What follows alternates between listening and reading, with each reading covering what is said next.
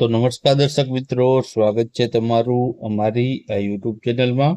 તો મિત્રો, આપણે રેવન્યુ તલાટી મોક ટેસ્ટ સિરીઝ ચાલુ છે, તેમાં આજે આપણે 13મા નંબરનો વિડીયો જોવાના છીએ, જેમાં ભારતના ઇતિહાસને લગતા અગત્યના પ્રશ્નોની ચર્ચા કરીશું.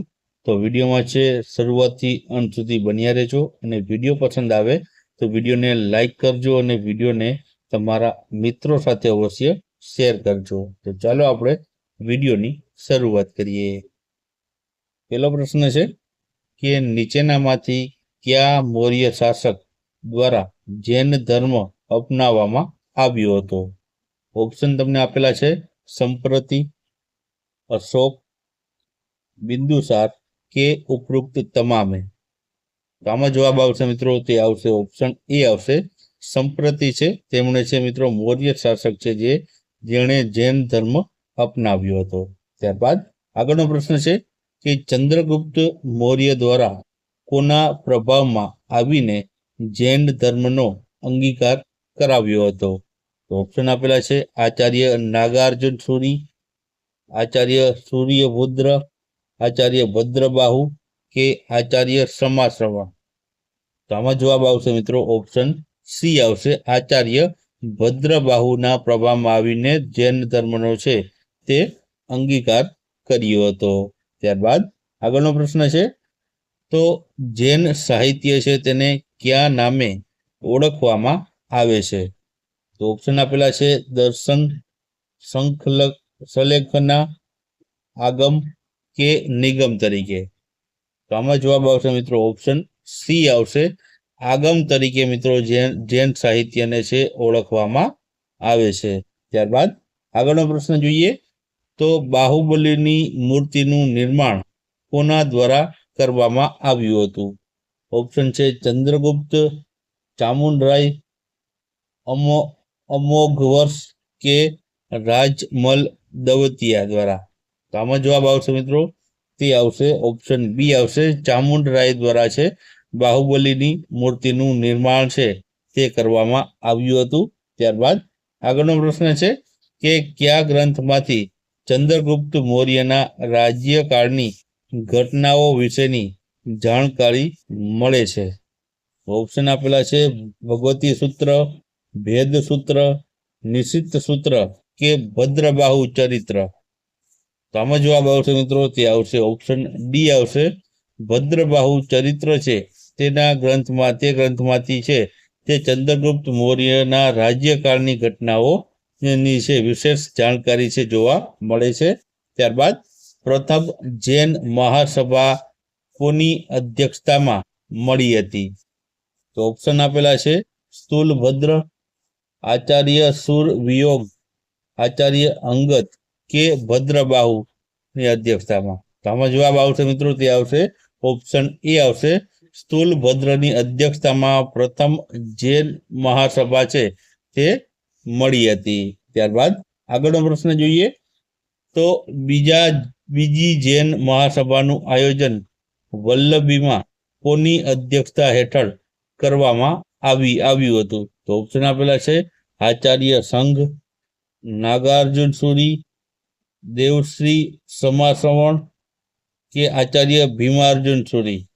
તો આમાં જવાબ આવશે મિત્રો ઓપ્શન સી આવશે, દેવધી સમાશ્રવણ દ્વારા છે તેની અધ્યક્ષતામાં આ બીજી જૈન મહાસભાનું આયોજન વલ્લભી ખાતે છે તે કરવામાં આવ્યું હતું.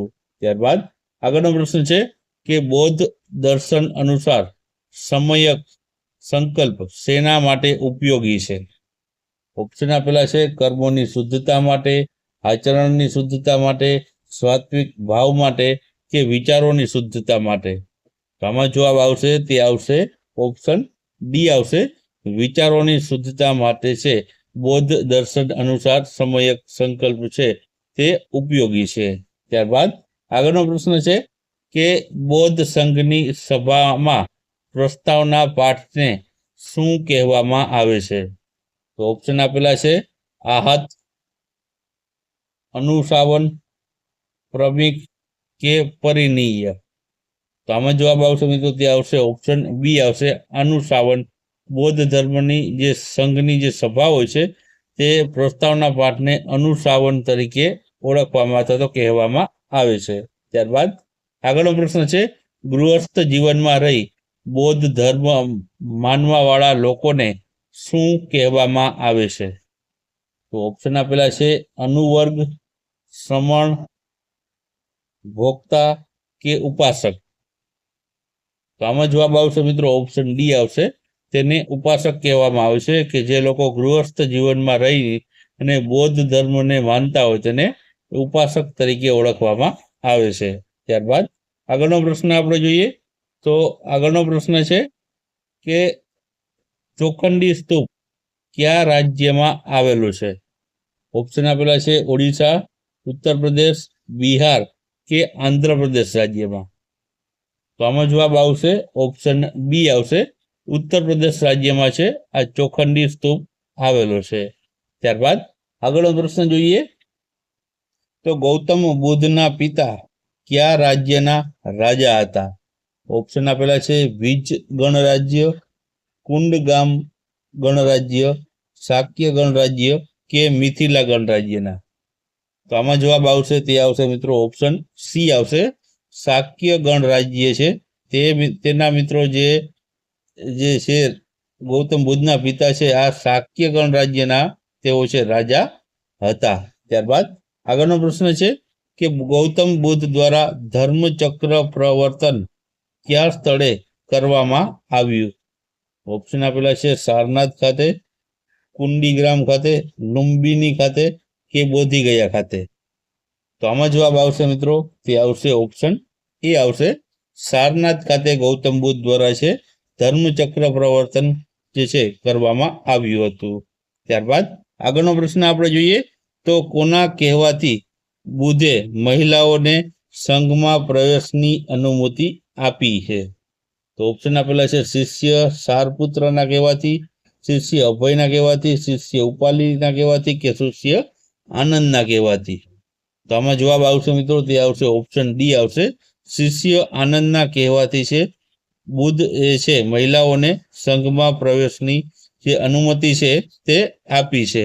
ત્યારબાદ આગળનો પ્રશ્ન જોઈએ તો મહાત્મા બુદ્ધ દ્વારા કયા બે શૂદ્રોને સૌપ્રથમ બૌદ્ધ ધર્મના અનુયાયી છે તે બનાવાયા હતા? તો ઓપ્શન આપેલા છે તપસ અને મલિકને, ઉપાલી તેમજ આનંદને, પ્રજાપતિ તેમજ ગૌતમીને કે માણેક તેમજ નિયોસને. તો આમાં જવાબ શું આવશે? તો જવાબ આવશે ઓપ્શન એ આવશે. તપસ અને મલિક આ બંને જે શૂદ્રો છે તેને સૌપ્રથમ વખત બૌદ્ધ ધર્મના અનુયાયી છે મહાત્મા બુદ્ધ દ્વારા બનાવાયા હતા. ત્યારબાદ આગળનો પ્રશ્ન જોઈએ તો બૌદ્ધ ધર્મની પ્રથમ સંગતિ કયા સ્થળે મળી હતી? તો ઓપ્શન આપેલા છે અલારકલામ, કુશીનારા, સપ્તપર્ણી ગુફા કે ઉર્વલ્લામાં. તો આમાં જવાબ આવશે મિત્રો તે આવશે ઓપ્શન સી આવશે. સપ્તપર્ણી ગુફામાં છે બૌદ્ધ ધર્મની પ્રથમ સંગતિ છે તે મળી હતી.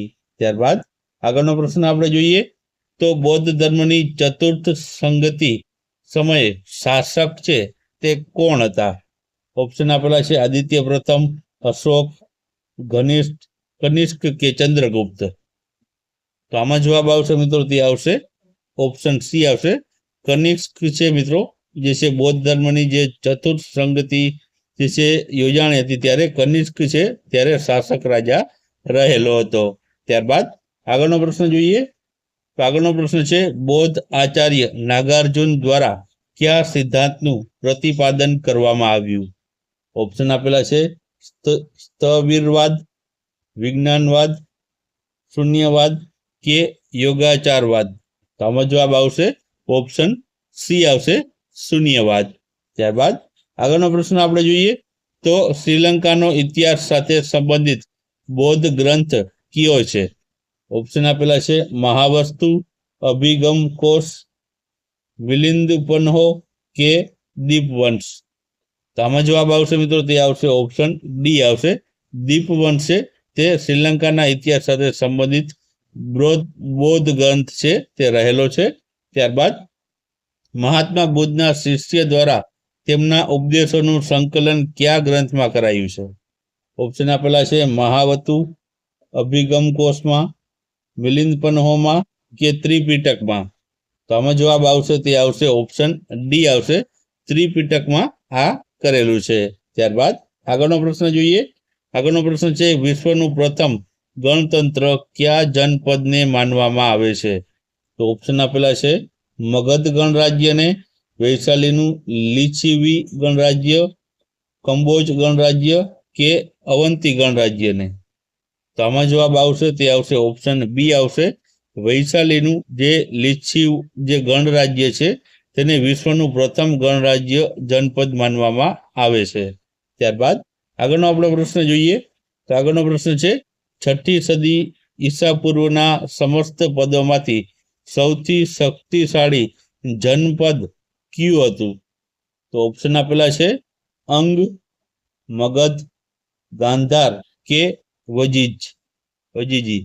તો આમાં મિત્રો જવાબ આવશે તે આવશે ઓપ્શન બી આવશે, મગધ છે મિત્રો તે 6ઠી સદીના ઈસા પૂર્વના સમસ્ત પદોમાંથી સૌથી શક્તિશાળી જનપદ છે તે મગધ રહેલું હતું. ત્યારબાદ આગળનો પ્રશ્ન આપણે જોઈએ. તો રામાયણ કાલીન રાજધાની તરીકે અયોધ્યા ધરાવતું ગણતંત્ર કયું છે? ઓપ્શન છે કંબોજ, કૌશલ, અવંતી કે કાશી? તો આમાં જવાબ આવશે મિત્રો ઓપ્શન બી આવશે, કૌશલ છે, જે રામાયણ કાલીન રાજધાની તરીકે છે જે છે અયોધ્યા ધરાવતું હતું ગણતંત્ર તે કૌશલ છે. ત્યારબાદ આગળનો પ્રશ્ન છે, મહાભારત કાળ દરમિયાન કૃષ્ણ દ્વારા વધ કરાયેલા શિશુપાલ કયા જનપદના શાસક હતા? તો ઓપ્શન આપેલા છે સુરસેન, પાંચાલ, ચેતી કે વત્સ્યના? તો આમાં જવાબ આવશે મિત્રો ઓપ્શન સી આવશે, ચેતીના જનપદના તેઓ શાસક હતા શિશુપાલ, જેનો વધ છે કૃષ્ણ દ્વારા છે મહાભારત જે છે દરમિયાન જે છે કરવામાં આવ્યું હતું. ત્યારબાદ આગળનો પ્રશ્ન છે કે મગધ સામ્રાજ્યમાં સિકંદરનો સમકાલીન શાસક કોણ હતો? ઓપ્શન આપેલા છે પ્રસેનજીત, ચંડપ્રદ્યોત, ધનાનંદ કે કાલાશોક? તો આમાં જવાબ આવશે મિત્રો તે આવશે ઓપ્શન સી આવશે, ધનાનંદ છે મિત્રો તે સિકંદરનો સમકાલીન શાસક છે મગધ સામ્રાજ્યમાં હતો.